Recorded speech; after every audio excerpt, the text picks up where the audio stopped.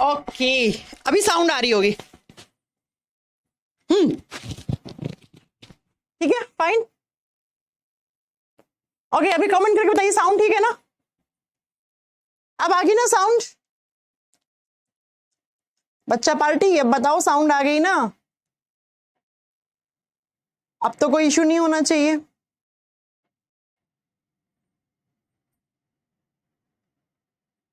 अरे बाबा बताओ बच्चों, क्या अभी भी इशू है क्या? अब तो ठीक है, साउंड तो आ चुकी है यहां से तो।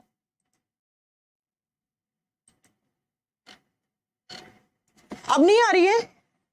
क्लियर है? ओके, अब ठीक है ना, साउंड क्लियर। चलो फिर अब स्टार्ट करें अपनी class. Yes ma'am, now audible. Okay, am I audible? ठीक है, चलो अपने वो एक वायर है, थोड़ा प्रॉब्लम करता है, मुझे लगता है ये पता नहीं क्यों प्रॉब्लम करने लग जाता है। अचानक ही एकदम सही चलता है और फिर पता नहीं किसी दिन प्रॉब्लम करने लग जाता है। Everything was okay. ओके चलो फिर स्टार्ट करते हैं अपनी आज की क्लास। लास्ट क्लास में हम पढ़ रहे थे नर्वस सिस्टम। आज सबसे पहले तो गुड इवनिंग, राम राम, जय श्री राम, और साथ में आपका अस्सलाम वालेकुम, सत श्री अकाल, जो भी चीज आपको कनेक्ट करती है वो सब मेरी तरफ से good evening. Welcome to think SSC. और अपना ये जो साइंस स्पेशल का बैच है, इसमें हम किसके बारे में पढ़ रहे थे? हम पढ़ रहे थे नर्वस सिस्टम, यानी कि तंत्रिका तंत्र। नर्वस सिस्टम में मैंने बताया था 3 टाइप के नर्वस सिस्टम होते हैं, सीएनएस यानी सेंट्रल नर्वस सिस्टम, टीएनएस यानी पेरिफेरल नर्वस सिस्टम, एएनएस यानी ऑटोनॉमस नर्वस सिस्टम। अब हमने लास्ट क्लास में बताया था आपको कि जो सेंट्रल नर्वस सिस्टम होता है वो 2 ऑर्गन से मिलकर बना हुआ होता है। एक हमारा ब्रेन, देखो सेंटर में है ना, ह्यूमन ब्रेन, और ब्रेन से जो पीछे की तरफ एक नस निकलती है मोटी, जिसको हम स्पाइनल कॉर्ड यानी मेरू रज्जु कहते हैं। ये दोनों हमें पढ़ना है, ये दोनों हमें पढ़ना है ना। और ह्यूमन ब्रेन उसके बाद हमने स्टार्ट किया था, मैंने कहा था पहले ह्यूमन ब्रेन पढ़ाऊंगी, फिर स्पाइनल कॉर्ड पढ़ाऊंगी, फिर न्यूरॉन की स्ट्रक्चर पढ़ाऊंगी, फिर थोड़ी सी कुछ बीमारियां पढ़ाऊंगी, तब समझना ये चैप्टर आपका खत्म हो जाएगा।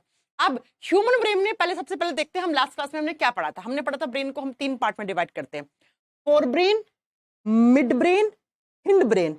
उसके बाद मैंने बताया था कि ये जो हिंड ब्रेन होता है, यानी कि एचबी, यानी कि हिंड ब्रेन, जो पोस्ट मस्तिष्क है, ये जो पीछे वाला ब्रेन होता है, ये 3 पार्ट्स में डिवाइडेड रहता है। इसके 3 भाग होते हैं। कौन कौन से? नंबर 1 पे मैंने बताया था पोन्स या पोन्स वेरोलाई, पोन्स या पोन्स वेरोलाई। 2 नंबर पे हमने पढ़ा था मेडुला ऑब्लंगेटा, और 3 नंबर पे होता है सेरेबेलम। सेरेबेलम जिसको हम छोटा दिमाग भी कहते हैं और जिसको हिंदी में हम अनुमस्तिष्क कहते हैं। अनु का मतलब होता है संस्कृत में पीछे, पीछे वाला दिमाग।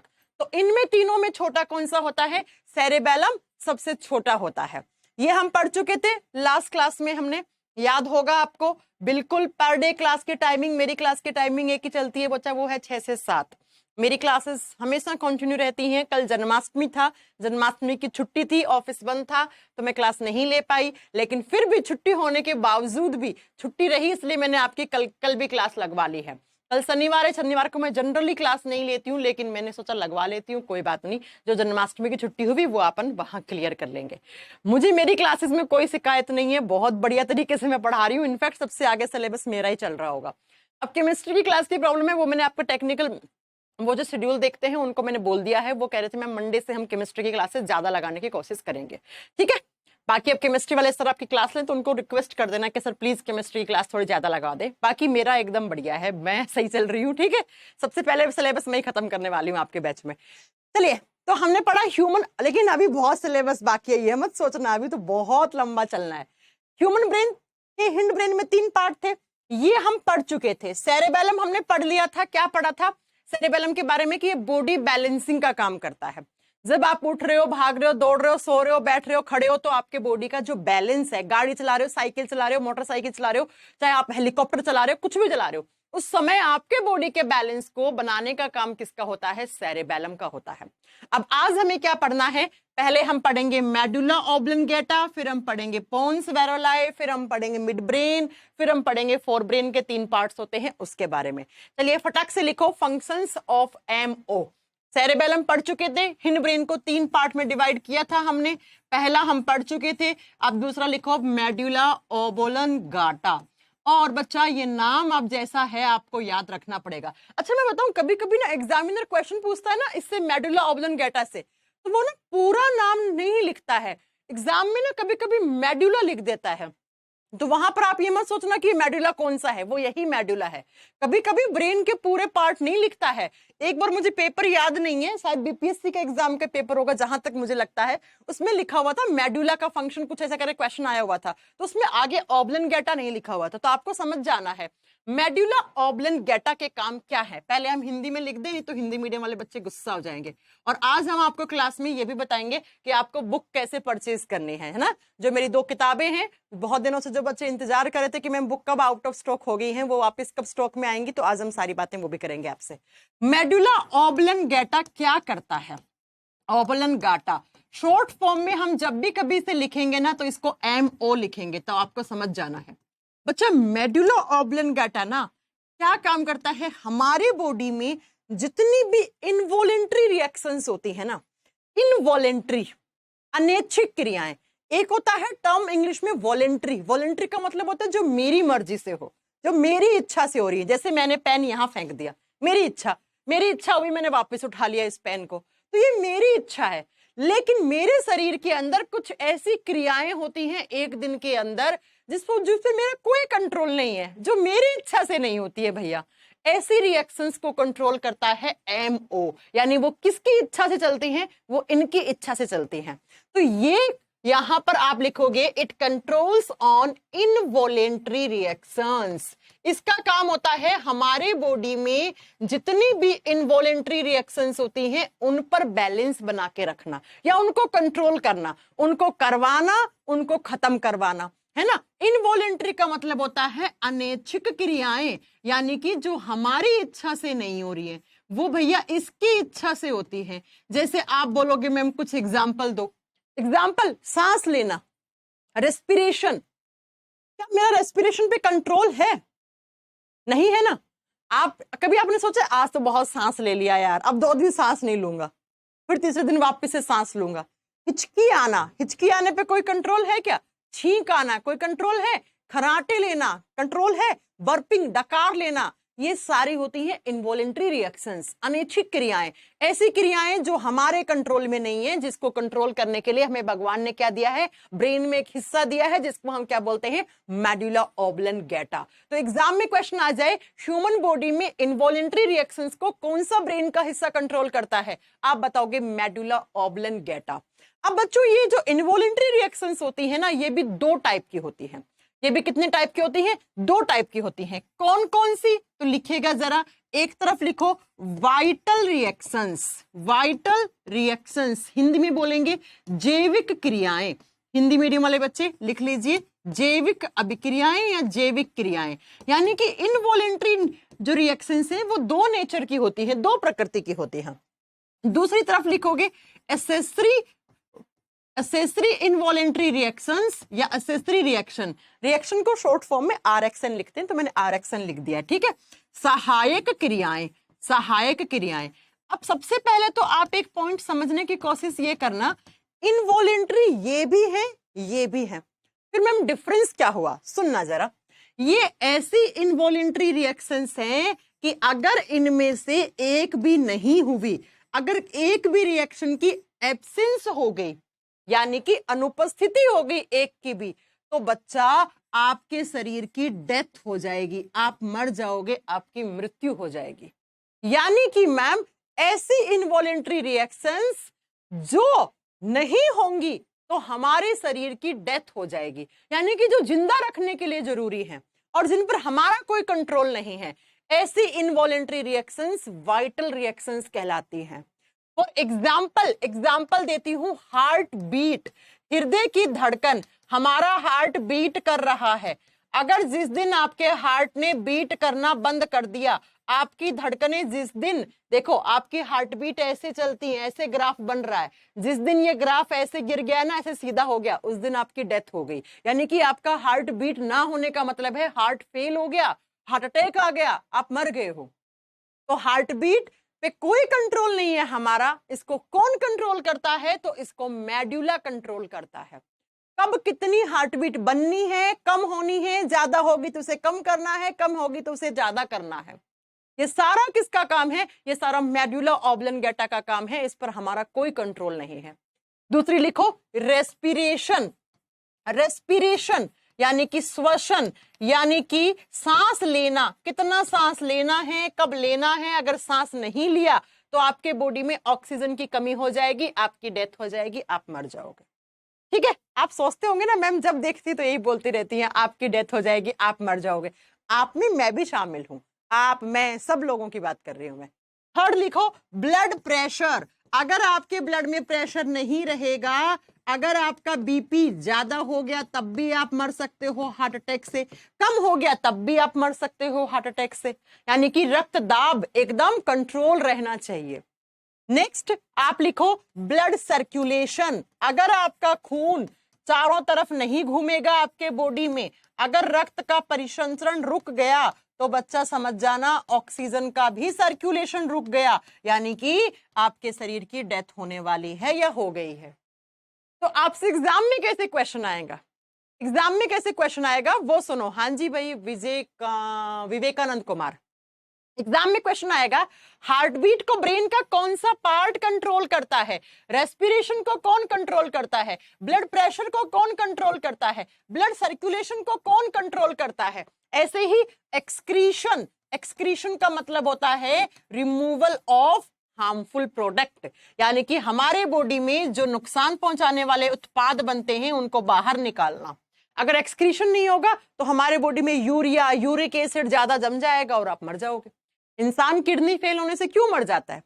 अगर किसी इंसान की दोनों किडनी फेल होगी तो मर जाएगा। क्यों मर जाएगा? क्योंकि उसके बॉडी में ब्लड फिल्टर नहीं हो पा रहा है, यानी ब्लड में टॉक्सिक कंपाउंड ज्यादा हो गए। मरना तो है ही ना, ब्लड में यूरिया, यूरिक एसिड, अमोनिया बहुत ज्यादा हो गया तो उसकी डेथ तो होनी तय है।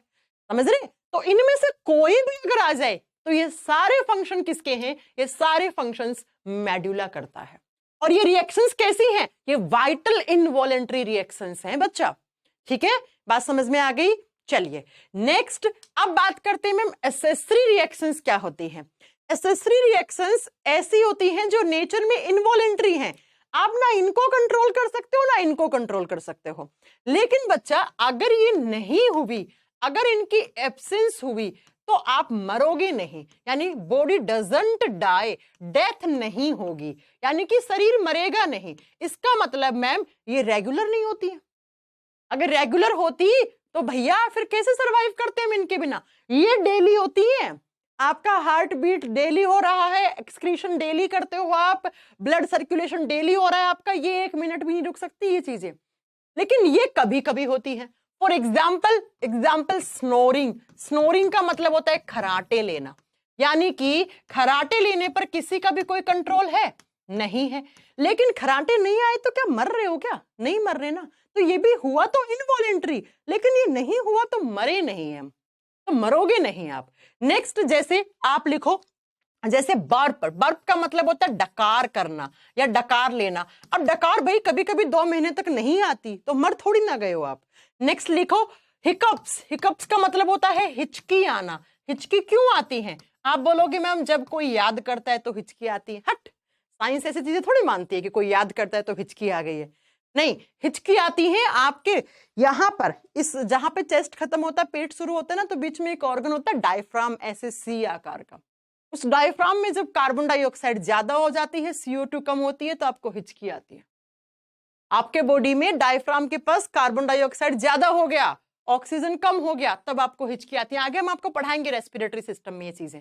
नेक्स्ट एग्जांपल लिखो स्नीजिंग। स्नीजिंग का मतलब होता है छींकना, यानी कि छींक आने पर कोई कंट्रोल तो नहीं है। कभी ऐसे सोचा आज तो बस 1 घंटे तक छींकता ही रहूंगा, है? या छींक आ रही है तो कभी आप रोकते हो? हाँ, ऐसे होता है कि कुछ लोग ध्यान डाइवर्ट कर लेते हैं, कुछ लोग नाक बंद कर देते हैं तो छींक थोड़ी छोटी आ जाती है ना, साउंड कम आती है छींक में, वो बात अलग होती है। लेकिन आप इस पे कोई कंट्रोल नहीं कर सकते। आपके पेट से गैस पास होती है, फार्ट करना, है ना। तो ये सारे के सारे ऐसी रिएक्शंस हैं जो नहीं हो रही हैं तो मरोगे नहीं। लेकिन बच्चा आपको ये पता होना चाहिए कि ये भी इनवॉलेंट्री रिएक्शंस हैं। ये भी अनैच्छिक क्रियाएं हैं। तो इन सबको कौन कंट्रोल करता है? मेडुला। एग्जाम में क्वेश्चन कैसे आएगा? पहला क्वेश्चन तो ये हो गया, अनैच्छिक क्रियाओं पर ह्यूमन मस्तिष्क यानी ब्रेन का कौन सा पार्ट कंट्रोल करता है। दूसरा सबसे ज्यादा ये आता है, हिकअप्स और स्नीजिंग यानी हिचकी आना, छींक आना, ब्रेन का कौन सा हिस्सा कंट्रोल करता है। तीसरा, इनमें से कोई भी एग्जाम्पल दे सकता है, इनमें से कोई भी एग्जाम्पल देके पूछ सकता है कि ये किस टाइप की रिएक्शन है, या आपसे पूछेगा बच्चा, या आपसे पूछेगा इसके साथ कि भाई इनको कौन कंट्रोल करता है, या तो पूछेगा इसमें से कौन सी किस टाइप की रिएक्शन है। ऐसे भी पूछ सकता है, 5-6 ऑप्शन दिए और पूछ लिया आपसे कि इनमें से कौन सी इनवॉलेंट्री रिएक्शन है। ऐसे भी करके पूछ सकता है आपसे क्वेश्चन। अब क्वेश्चन कैसे भी आए, लेकिन आपका कॉन्सेप्ट अगर स्ट्रांग है तो हम तो क्वेश्चन की लैंग्वेज से डरने वाले आदमी नहीं है ना, हमने इतना अच्छे से साइंस पढ़ा है तो हमें क्या जरूरत है। तो समझ में आ गया, हिंड ब्रेन की 3 हिस्से थे। सेरेबेलम ने बॉडी का बैलेंस बनाया, आप क्या बोल रहे हो, किससे किस लैंग्वेज में बोल रहे हो, आपकी स्पीकिंग पावर को कंट्रोल किया। और तीसरा, मेडुला ने ये काम कर दिया, अपना मेडुला ये कर दिया। अब चलते हैं, जो पीछे वाला ब्रेन था उसका तीसरा हिस्सा बचा आपका। तीसरा बोले तो पोन्स। कभी कभी एग्जाम में सिर्फ पोन्स लिखा हुआ आएगा और कभी कभी पोन्स वेरोलाई लिखा हुआ भी आ सकता है, वो आपके एग्जामिनर पे डिपेंड करता है। पोन्स वेरोलाई, पोन्स वेरोलाई क्या काम करता है, ये तीनों पढ़ लोगे तो अपना हिंड ब्रेन कंप्लीट हो जाएगा। अच्छा देखो, पोन्स वेरोलाई को समझने से पहले आप ये समझो, मैम बॉडी का लॉन्गेस्ट सेल न्यूरॉन है, बट अच्छा रुक जाओ शांतनु जी रुक जाओ। देखो, ह्यूमन बॉडी का लॉन्गेस्ट सेल यानी कि लंबाई में लंबी कौन सी है, तो आपका आंसर हमेशा न्यूरॉन होगा। लेकिन पूछे लार्जेस्ट कौन सी है, तो लड़कियों के अंदर जो हर महीने क्या बनते हैं, हर महीने बनते हैं बच्चा एग, अंडाणु बनते हैं, वो होती है सबसे बड़ी। देखो बड़ी पूछेगा तो पूछना है, आपको लिखना है फीमेल एग, यानी कि जो लड़कियों के अंदर अंडे बनते हैं वो बड़ा होता है। और पूछे लंबी कौन सी है, तो लंबी आपका न्यूरॉन आंसर होगा। और आगे चलकर मैं आपको पढ़ाऊंगी या फिर आपको पढ़ाया भी होगा मैंने कि आरबीसी सबसे छोटी होती है। ये सब तो बहुत छोटे छोटे क्वेश्चंस हैं, ये सब तो आपको मतलब ऐसी किसी किताब में मिल जाएंगे, ये सब तो आप ऐसे ही कर दोगे क्वेश्चंस सॉल्व। चलो आओ अब बात करते हैं कि पोन्स वेरोलाई कैसे काम करता है। ठीक है, हो गया आपका, जिसने भी डाउट पूछा था मैंने आपका बता दिया है, डाउट आपका क्लियर कर दिया है। मैं ना एक यार चीज देख रही थी, आपके बैच में डलवाने का सोच रही थी, चलो फिर बाद में देखूंगे, क्लास के लास्ट में देखोगे। हाँ चलो, पोन्स वेरोलाई क्या काम करता है। पोन्स वेरोलाई के फंक्शन को समझने से पहले मेरी बात समझो। पोस्ट ऑफिस होता है ना, पोस्ट ऑफिस की तरह काम करता है पोन्स वेरोलाई। कैसे?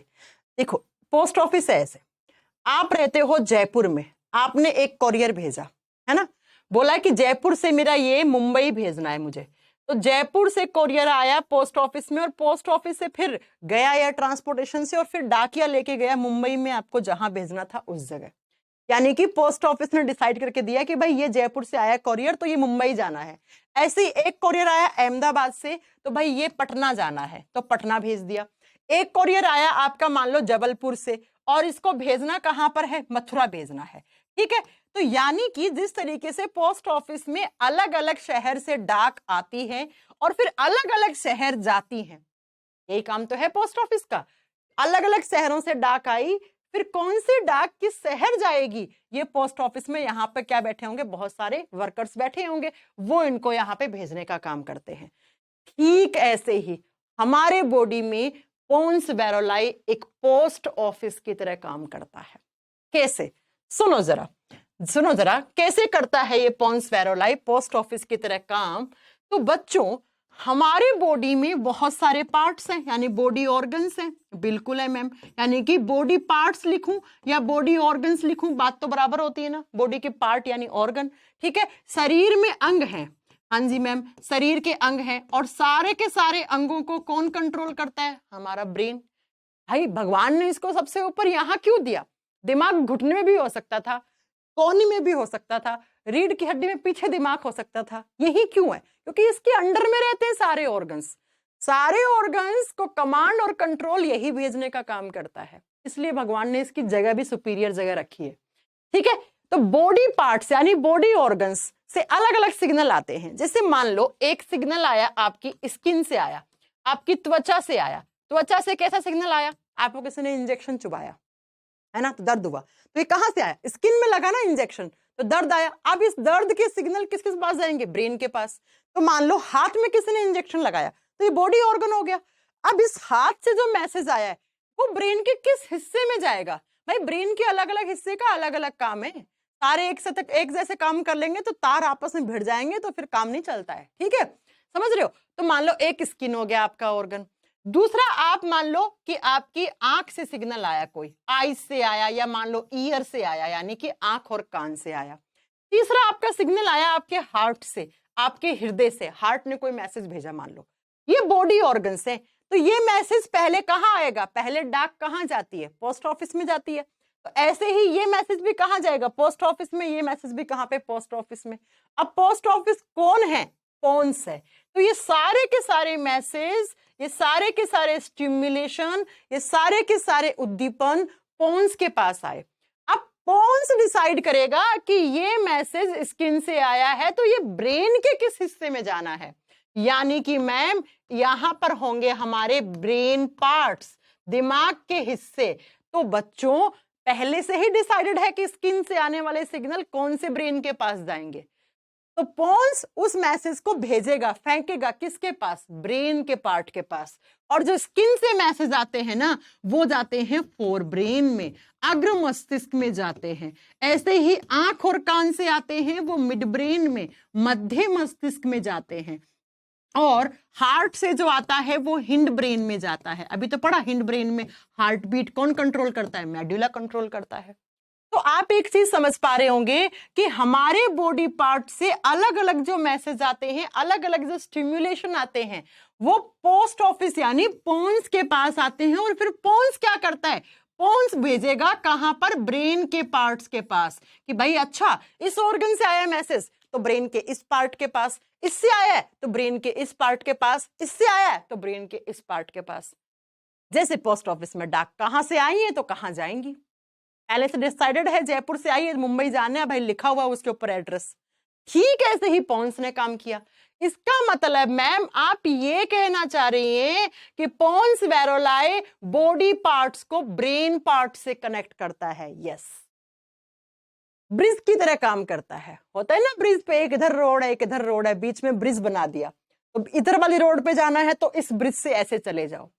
तो हमारे बॉडी में ये बॉडी पार्ट्स को ब्रेन पार्ट से कनेक्ट करने वाला ब्रिज है। और यही एग्जाम का क्वेश्चन है, यही एग्जाम में क्वेश्चन आता है। एग्जाम में कैसे आता है बच्चा, एग्जाम में क्वेश्चन आता है कि उस ब्रेन के पार्ट का नाम बताओ जो हमारे बॉडी पार्ट्स को ब्रेन पार्ट से कनेक्ट करने का काम करता है। यानी कि हमारे शरीर के अलग अलग अंगों से जो मैसेज आते हैं, उन सारे मैसेज को हमारे ब्रेन के किस भाग में जाना है, फिर ब्रेन का पार्ट जहां से मैसेज आया है उस मैसेज को पहचानेगा और उस पर रिस्पॉन्स देगा। समझ में आ गई मेरी बात। एग्जाम में क्वेश्चन आ जाएगा, समझ जाओगे कि पोन्स वेरोलाई ने क्या काम करा है।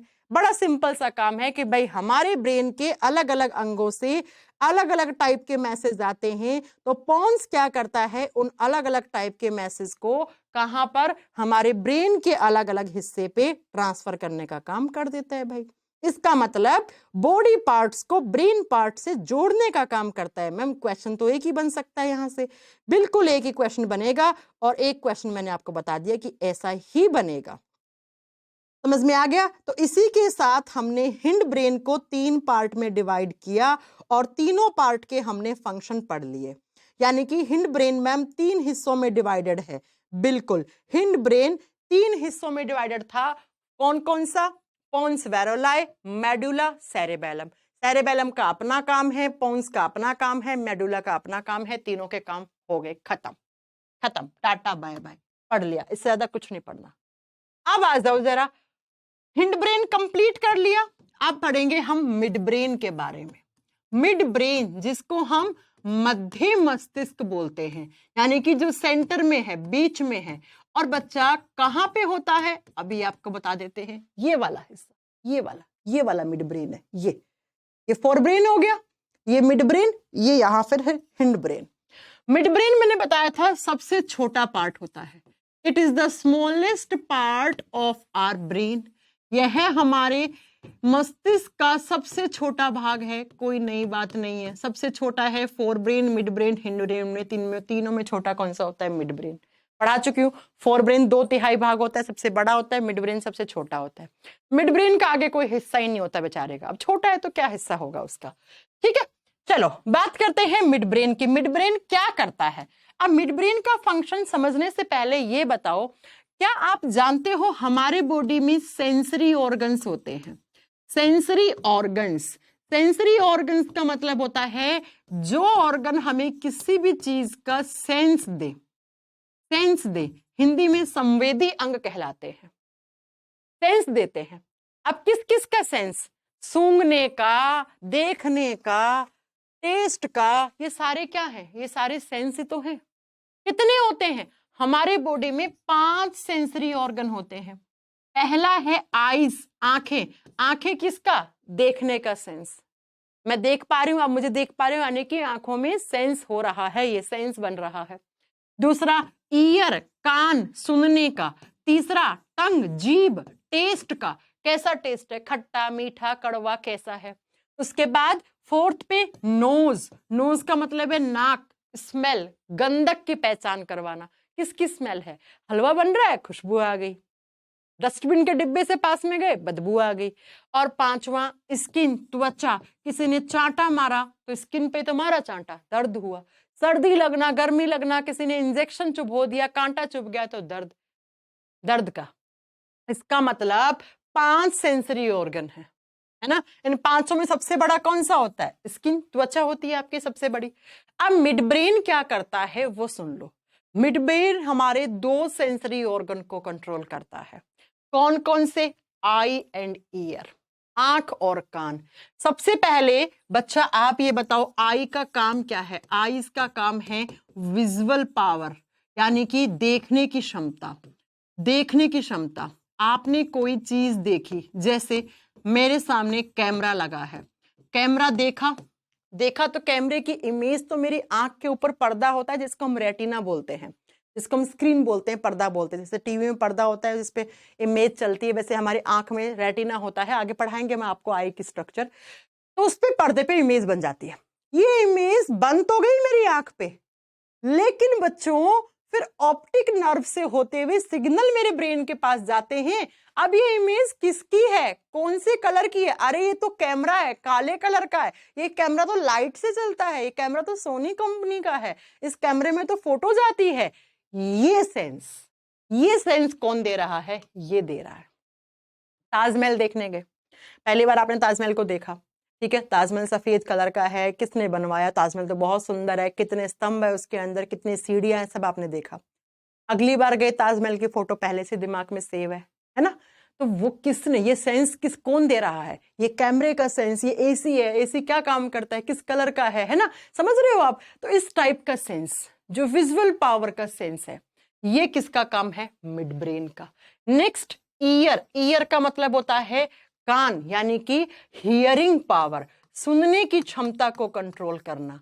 हियरिंग पावर का मतलब हो गया, जैसे बच्चा समझिएगा मेरी बात, कैसी वाली हियरिंग पावर?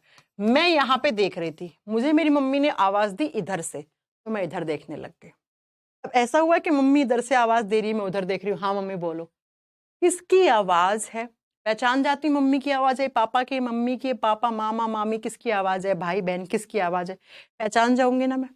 तो किसकी आवाज है, कहां से आवाज आई? नीचे से आई, ऊपर से आई, यहां से आई, कहां से आई, लेफ्ट राइट कहां से आई? इस टाइप का सेंस। यानी कि मतलब आपसे अगर कोई पूछ ले कि मिड ब्रेन कौन कौन से 2 सेंसरी ऑर्गन को कंट्रोल करता है, आपको बताना है आई एंड ईयर। आंख और कान 2 संवेदी अंगों पर नियंत्रण बना के रखता है। अब काम तो विजुअल पावर और हियरिंग पावर, देखने की क्षमता वाला और सुनने की क्षमता वाला, इन 2 पे कंट्रोल करता है। समझ में आ गई मेरी बात? चलें आगे। अब जहां पर ये मिड ब्रेन के जिस हिस्से में ये आई और ईयर के जो सेंसेस आते हैं ना बच्चा, जो आते हैं ना, उस हिस्से को कॉर्पोरा क्वाड्रिगेमिना कहा जाता है। मिड ब्रेन का कोई हिस्सा नहीं है, मैं पहले ही बता चुकी हूं।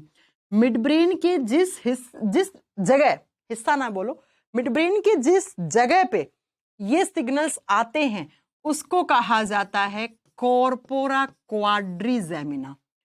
क्वाड्रिजेमिना, कैसे कैसे नाम है ना, क्वाड्रिजेमिना। अब हिंदी में कोई नाम नहीं है बच्चा, आपको हिंदी मीडियम वालों को थोड़ी तकलीफ होगी, इंग्लिश में ही याद करने पड़ेंगे।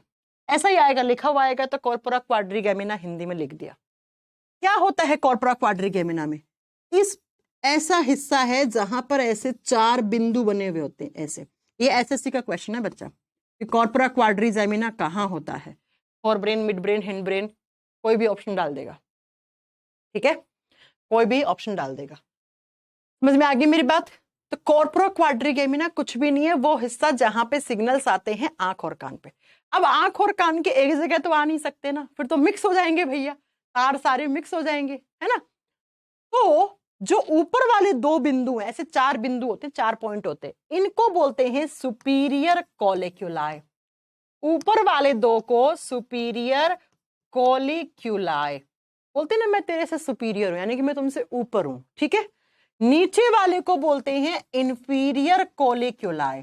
इंफीरियर कोलिक्यूलाई, ऊपर का, सुपीरियर का मतलब होता है थोड़ा ऊपर, इंफीरियर का मतलब होता है नीचे, बिलो, ठीक है, इंग्लिश में पढ़ते होंगे आप। तो आपसे एग्जाम में क्वेश्चन पूछेगा कॉर्पोरा क्वाड्रिगेमिना कहाँ होता है? मिड ब्रेन में होता है। बात समझ में आ गई? ठीक है मैम, आ गई।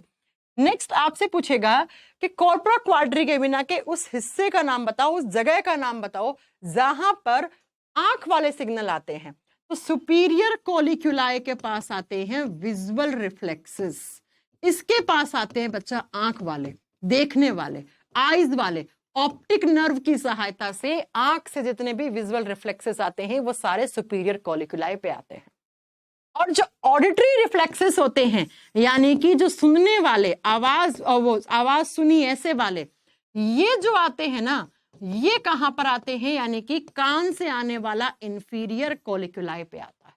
बस इतना पार्ट आपको याद रखना है। एक बार फिर से सुन लो मैम, 24 सितंबर को बिहार पुलिस का पेपर है, इसके लिए आप फ्यूचर टाइम से प्रैक्टिस क्लास स्टार्ट कर दीजिए। जल्दी करेंगे योगेंद्र, जल्दी करते हैं, कुछ मास्टर क्लास लेके आती हूँ 5-6। यूपी कांस्टेबल में ज़्यादा नहीं पढ़ना, 5-6 क्लास करवा दूंगी बस, ज़्यादा नहीं। कांस्टेबल में कुछ ज़्यादा लेवल नहीं आता है, ऐसे बॉडी की सबसे लंबी सेल कौन सी है, सबसे छोटी सेल कौन सी है, ऐसे क्वेश्चन आते हैं। नाखूनों में कौन सा प्रोटीन होता है, बालों में कौन सा प्रोटीन होता है, ये सब छोटे मोटे क्वेश्चन आते हैं। तो इनकी कुछ फैक्चुअल नोट्स लेती हूँ, फिर वो करवा दूंगी। समझ में आ गई? मिड ब्रेन यानी कि 2 सेंसरी ऑर्गन को कंट्रोल किया, आंख और कान से। जितने भी सेंसेस आते हैं वो सारे मिड ब्रेन के पास आते हैं, और मिड ब्रेन के इस हिस्से में आते हैं, उसको कॉर्पोरा क्वाड्रिगेमिना कहा जाता है। कॉर्पोरा क्वाड्रिगेमिना में 4 पॉइंट होते हैं, ऊपर वाले को सुपीरियर कोलिक्यूलाई, नीचे वाले को इंफीरियर कोलिक्यूलाई। सुपीरियर कोलिक्यूलाई पे हमेशा विजुअल रिफ्लेक्सेस आते हैं, यानी कि आईज वाले आते हैं, आंख वाले आते हैं। इंफीरियर कोलिक्यूलाई पे ऑडिटरी रिफ्लेक्सेस आते हैं, यानी कि कान वाले आते हैं। दैट्स इट, इतना ही मिड ब्रेन के बारे में याद रखना है। मिड ब्रेन के आगे बेचारे के कोई पार्ट है नहीं, तो आपको याद करना नहीं है। बढ़िया है, नहीं है तो आपको भी नहीं याद करना। इसका मतलब मैम हिंड ब्रेन के 3 पार्ट कंप्लीट हो गए। पॉन्स, मेडुला, सेरेबेलम हम पहले पढ़ चुके थे लास्ट क्लास में। मिड ब्रेन हमारा कंप्लीट हो गया, बचा हमारा फोर ब्रेन। आ जाओ जरा लिखो फोर ब्रेन के बारे में। अग्र मस्तिष्क सबसे बड़ा है भैया, और आपके काम का भी है। मैं आपको बता दूं, यही बताएगा कितने होशियार हो आप किस चीज में, कैसी आपकी मैथमेटिक्स है, कैसी आपकी मेमोरी है, सब यही बताएगा। आपके काम का यही है, आपके काम का यही है। फोर ब्रेन जिसे हम कहते हैं अग्र मस्तिष्क, अग्र मस्तिष्क।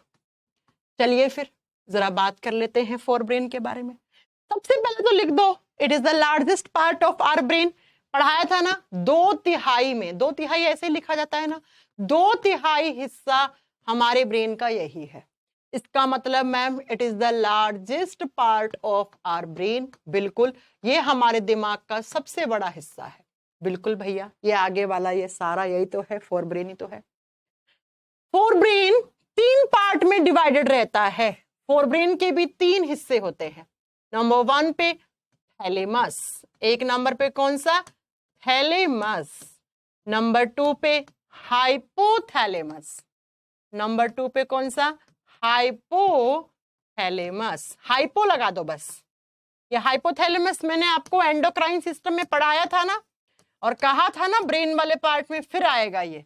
वहां पे हमने पढ़ा था as a gland, as a ग्रंथि, कि भाई ग्रंथि की तरह कौन सा हार्मोन बना रहा था।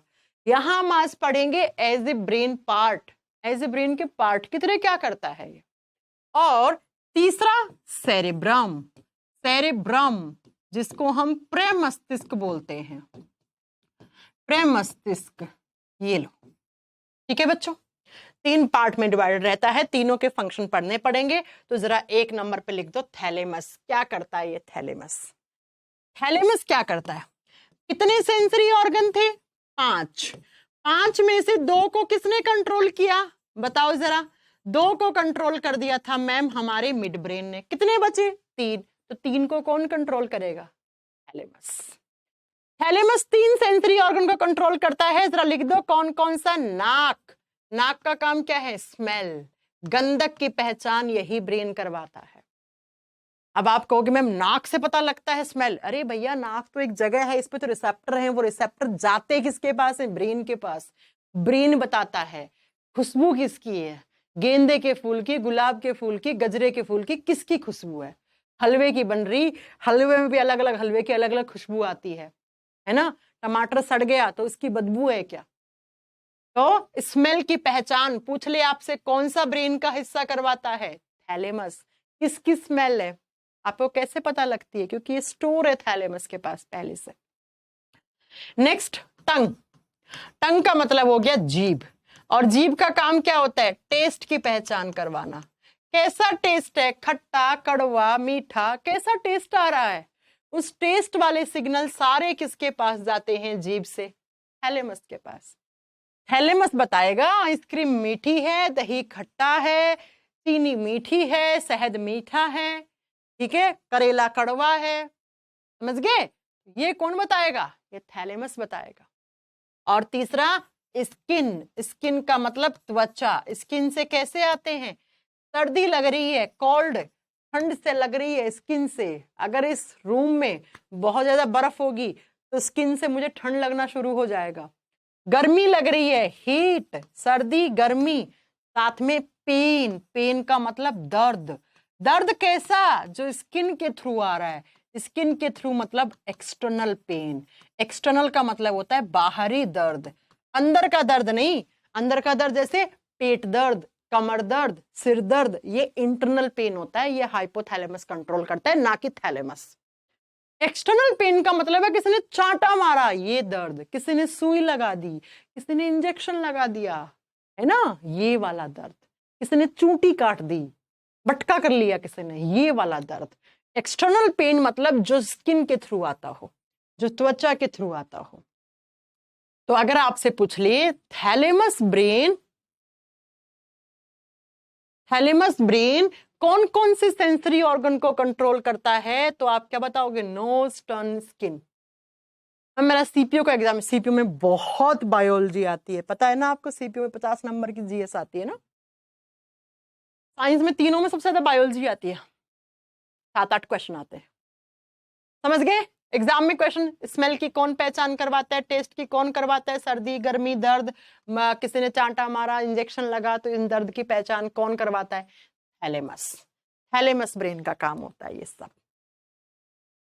अब बात करते हैं हाइपोथैलेमस क्या करता है। चलो फिर हाइपोथैलेमस की बात कर लो 2 नंबर पे। Hypothalamus, hypothalamus, thalamus, hypothalamus. सबसे पहला हाइपोथैलेमस का काम क्या है? मुझे भूख लगी है, हंगर, फर्स्ट, प्यास लगी है मुझे, आज मेरा मूड तो यार चटपटा खाने का है, पकोड़े बना लो मम्मी बारिश हो रही है, आज मेरा मूड आइसक्रीम खाने का है। हॉबीज क्या है आपकी, किसमें क्या रुचि है, ठीक है। इसके अलावा मुझे तो स्विमिंग करने का मन हो रहा, मुझे तो पहाड़ों पे जाने का मन हो रहा, मेरा तो स्माइल करने का मन हो रहा, मुझे गुस्सा आ रहा, एंगर, मुझे गुस्सा आ रहा, मेरे मन में उसके लिए प्यार वाली भावनाएं हैं, मेरे मन में उसके लिए नफरत वाली, हेट वाली भावनाएं हैं। मुझे प्यार वाली भावना यानी इमोशंस, किसकी भावना, इमोशंस को हिंदी में भावना ही बोलते हैं क्या? इमोशंस किसके लिए कैसे हैं? ये सारे काम होते हैं हाइपोथैलेमस के। सुनना जरा, भूख का लगना, प्यास का लगना ब्रेन के कौन से हिस्से से कंट्रोल किया जाता है? हाइपोथैलेमस से। मेरा स्माइल करने का मन है, बहुत हंसने का मन है, हंसी आ गई, मुझे गुस्सा आ रहा है बहुत तेज, एंगर को कंट्रोल करता है स्माइल। उसके लिए मेरे मन में प्यार है, प्यार वाली फीलिंग्स है, उसके लिए उसका नाम मत लो यार, मुझे उसके नाम से चिढ़ हो गई, मुझे नफरत हो गई, नफरत वाली फीलिंग। ठीक है, किसके लिए कैसे इमोशंस हैं, प्यार वाले, नफरत वाले, उसके साथ टाइम स्पेंड करना अच्छा लगता है, उसकी बातें करना अच्छा लगता है। देखो ये सब फालतू की बकवास होती है। मेरे दिल में उसके लिए जगह है, मेरा दिल उसके लिए धड़कता है, या मेरे दिल में सोनिया है, नेहा है, मैंने उसको दिल दे दिया, उसका दिल ले लिया, मेरे दिल में उसके लिए प्यार है, मेरे दिल में उसके लिए गुस्सा है, मेरे दिल में उसके लिए नफरत है। That's all rubbish. इस प्यार, गुस्सा, फीलिंग्स, नफरत, दिल में कुछ होता ही नहीं है। पहली बात तो मैंने आपको पढ़ा है, दिल नाम का शब्द साइंस में एग्जिस्ट ही नहीं करता। ये मूवीज में, टीवी में, इन सब में अच्छा लगता है सुनना। ये सारी बकवास है, ये सारी ऐसी बातें मनगढ़ंत कहानियां हैं। यानी कि लव, हेट, सारी फीलिंग्स किसका होता है? इसका। इसका बोले तो इसका। हार्ट का एक ही काम है, ब्लड को पंप करना और पंप करके ऑर्गन्स के बीच में फेंकना, वो हार्ट का काम है। और प्लीज हार्ट को वही काम करने दो, दिल से और कुछ मत करवाओ, ठीक है ना? दिल से और कुछ भी काम करवाने की जरूरत नहीं है। अगर कुछ और करने लग गया ना दिल, तो फिर जो दिल का काम है वो मेन नहीं करेगा, फिर आप करने लायक नहीं बचोगे। ये सब बकवास होती है, सिर्फ मूवीज में सुनते हैं, मेरा दिल टूट गया। अरे दिल, हार्ट टूट जाएगा तो मतलब समझ रहे हो आप क्या हो जाएगा? फालतू की बातें। मेरा दिल उसके लिए धड़कता है। अच्छा, जब वो नहीं थी तो तुम्हारा दिल धड़कता नहीं था? तुम जिंदा कैसे हो इतने साल तक? तो ये सारी बकवास होती हैं। यानी कि मैम, किसी के लिए कैसे इमोशंस हैं, कैसे फीलिंग्स हैं, लव वाली, हेट वाली, किसी के साथ अच्छा लगता है, आज मेरा मूड कैसा है, आज मुझे पहाड़ पे जाने का मन कर रहा है, आज मेरा सिगरेट पीने का मन कर रहा है, आज मुझे घूमने जाना है, आज मुझे उससे मिलने जाना है, ये सारा किसका खेल है? ये सारा हाइपोथैलेमस का खेल है। और इसके साथ साथ पेन, पेन का मतलब दर्द, लेकिन ये दर्द कैसा? इस बार इंटरनल पेन। इंटरनल पेन का मतलब है आंतरिक दर्द, पेट में दर्द, सर में दर्द, पेट में दर्द हो रहा है, कौन फील करवाएगा? हाइपोथैलेमस। मेरे यहां पर इस हिस्से में दर्द हो रहा है, कौन फील करवाएगा? हाइपोथैलेमस। यार मेरे आज चेस्ट में, मेरे तो सच में हो रहा है, कल से चेस्ट में दर्द हो रहा है बहुत ज्यादा, डर भी लग रहा है मुझे, ईसीजी करवाना पड़ेगा, पता नहीं क्या ऐसी लाइफ हो गई है। लाइफ मतलब लाइफ अच्छी है, लाइफ इज ब्यूटीफुल, ऐसा नहीं है, लेकिन थोड़ा स्ट्रेस काम वाम का, और ये थोड़ा बहुत दिनों से थोड़ा ट्रैवलिंग भी बहुत हो रही है। शादी वादी के बाद लड़कियों के लिए चीजें नॉर्मल नहीं रह जाती हैं। शादी बस लड़कों के लिए अच्छी होती है, हमें समझ में आ गया। शादी के बाद ससुराल का प्रेशर, ससुराल जाओ, हर फेस्टिवल मनाओ, बाबा रे बाबा बहुत स्ट्रेस है ना। इसलिए थोड़ा सा मुझे लग रहा है कि अब थोड़ा मुझे ईसीजी करवाने की जरूरत पड़ेगी। बिकॉज होता है ना, आप 26-27 साल एकदम अपने हिसाब से चल रहे हो, फिर एकदम से सडनली लाइफ चेंज हो जाती है। लड़कों का क्या चेंज होता है शादी के बाद? कुछ चेंज नहीं होता। लड़के बढ़िया अपने घर पे रहते हैं, उनका वही घर है, वही माँ बाप है। हमारे तो माँ बाप भी चेंज हो जाते हैं काइंड ऑफ, है ना, घर भी चेंज, कुछ समझ ही नहीं आता घर कौन सा है। वो है तो मायके जाओ तो मम्मी कहती है तुम्हारा घर वो है, ससुराल आओ तो तुम अपने घर में वो। बाबा रे बाबा, लड़कियों के लिए बहुत मुश्किल है। लड़की होना ही अपने आप में एक स्ट्रगलिंग चीज है भैया। चलो समझ में आ गया।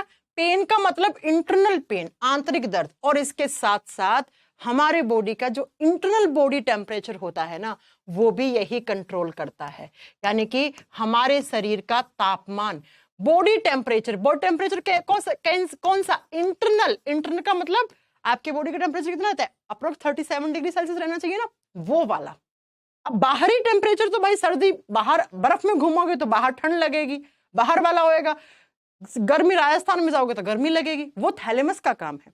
हाइपोथैलेमस इंटरनल बॉडी टेम्परेचर को कंट्रोल करता है, आंतरिक शरीर का जो तापमान है ना। जैसे कैसे आपका बुखार में टेम्परेचर 102 डिग्री हो गया, फिर उसको वापस कम करने का काम यही करता है। तो अगर आपसे पूछ ले एक्सटर्नल बॉडी टेम्परेचर कौन मेंटेन करता है? थैलेमस। इंटरनल कौन करता है? तब आप कहेंगे हाइपोथैलेमस। ये सारे काम हाइपोथैलेमस के हैं। समझ में आ गए? हाँ जी। तो आपसे एग्जाम में कुछ पूछेगा, भूख लगना, प्यास लगना ब्रेन के कौन से हिस्से से कंट्रोल किया जाता है? या love, hate, emotions, feelings, internal body temperature, internal दर्द हो रहा है, ये सब कौन कंट्रोल करता है? हाइपोथैलेमस। इसलिए तो हम हाइपोथैलेमस को थर्मामीटर भी कहते हैं हमारे बॉडी का। अब आपका लास्ट ब्रेन का हिस्सा बचा, दैट इज सेरेब्रम। वो काम का है आपके, ये हाइपोथैलेमस वगैरह को कंट्रोल में रखो। सबसे काम का कौन है? सेरेब्रम, जो हम कल पढ़ेंगे। वो बताएगा आपकी कैलकुलेशन कैसी है, मैथमेटिक्स कैसी है, रीजनिंग कैसी है, विल पावर कैसी है, मेमोरी कैसी है, वो कल बात करेंगे हम। अब हम थोड़ी सी बात कर लें कि किताब कैसे मिलेगी। बच्चा किताब आपको मिलेगी अमेज़न। मेरी ना 2 किताब हैं, आपको पता होगा। एक है डीएनए ऑफ साइंस, इसमें कंप्लीट साइंस है, बायोलॉजी, केमिस्ट्री, फिजिक्स, साथ में एनवायरमेंटल साइंस और साइंस एंड टेक, सब कुछ मिलेगा आपको इसके अंदर। लेकिन ये अभी तक इंग्लिश मीडियम में है, तो इंग्लिश मीडियम वाले बच्चों को अमेज़न पे सर्च करना है डीएनए ऑफ साइंस इस नाम से, बाय काजल मैम। अमेज़न पे भी है, फ्लिपकार्ट पे भी है, बस इतना सर्च करना डीएनए ऑफ साइंस। और इस कलर की किताब है, आप देख लीजिए। मैं थोड़ी सी कैमरे के आगे कर दूं। इतनी गंदी क्वालिटी आ रही है मेरे कैमरे की, हप क्या हो गया इसको आज? इतने बढ़िया बढ़िया कैमरे लगवाए हैं मैंने, और ये टेक्निकल टीम वाले क्या कर दिए आज ये। ठीक है, एक है बायोलॉजी वॉल्यूम 1, वो भी मैं आपको कल दिखा दूंगी। Flipkart biology volume 1 Hindi English दोनों मीडियम एक ही किताब में है। जिसको हिंदी में जरूरत है बायोलॉजी की, वो बायोलॉजी वॉल्यूम 1 ले लो। कंप्लीट साइंस है ये, डीएनए ऑफ साइंस ले लो। अमेजन फ्लिपकार्ट दोनों पे मिल जाएगी, 3 से 4 दिन में आपके पास डिलीवरी हो जाएगी। तो जो जो बच्चा मेरी किताब के लिए बोल रहा था, मैंने सबको बता दिया कि ऐसे ऐसे किताब आपको मिलेगी। ठीक है, कल आपका सेरेब्रम कंप्लीट हो जाएगा, न्यूरॉन की स्ट्रक्चर पढ़ेंगे हम। कल मैंने क्लास रखवाई है आपकी, ठीक है ना बच्चा? जितना जल्दी हो उतना सही है। ओके, अनमोल कह रहे हैं मैम सही कहा, सबसे बड़ी बकवास है प्यार व्यार। हाँ जी सही बात है। सुरेश कह रहे हैं आपको कुछ नहीं होगा। नहीं, ऐसे होगा कुछ भी नहीं, हमें पता है। बस थोड़ा सा मैंने कहा ना, कुछ दिनों में बहुत अभी नई नई शादी हुई ना, समझ रहे हो? तुम लोग तो छोटे छोटे बच्चे हो, मेरे भाई बहन हो, तुम लोगों से डिस्कस कर लेती हूँ, और किससे करें, समझ रहे हो आप? मैं अपने बच्चों से कुछ ऐसा ट्रांसपेरेंसी नहीं रखती, सब बता देती मैं, मतलब बच्चों से ऐसा नहीं है। ठीक है, तुम लोग भी तो बड़े हो गए, आगे चलकर तुम में से भी तो बहुत सारी लड़कियां हैं, आगे चल के शादी वादी करेंगी, तो पहले ही बता दे रही हो ना। ठीक है बच्चा, तो आपको किताब लेनी है तो आप अमेजन और फ्लिपकार्ट से आज ऑर्डर कर लेना। और अगर किसी टाइप की प्रॉब्लम आ रही है तो कल तो मैं क्लास लूंगी, तो कल मुझे क्लास में बताना आप कि कोई प्रॉब्लम आ रही हो मैम परचेज करने में, या प्राइस एंड ऑल, कोई भी कुछ भी चीज हो मुझे बताना, मैं आपके कल आपसे डिस्कस कर लूंगी। ठीक है, चलो फिर कल हम, वैसे आपका ना ये चैप्टर बस 1 या 1.5 क्लास के बाद खत्म हो जाएगा, नर्वस सिस्टम। फिर नेक्स्ट चैप्टर हम रिप्रोडक्टिव सिस्टम स्टार्ट करेंगे। आजकल हर एग्जाम में रिप्रोडक्टिव सिस्टम से बहुत क्वेश्चन आ रहे हैं। और जिस बच्चे ने यूपी पुलिस और सीपीओ का बोला है ना, मैं कुछ फैक्चुअल नोट्स मेरे पास पढ़े हैं, वो निकालती हूँ, उनकी क्लास लेती हूँ, टाइप करवाती हूँ। ठीक है, चलो भाई, आज की क्लास मुझे लगता है आपको समझ में आई होगी। बढ़िया।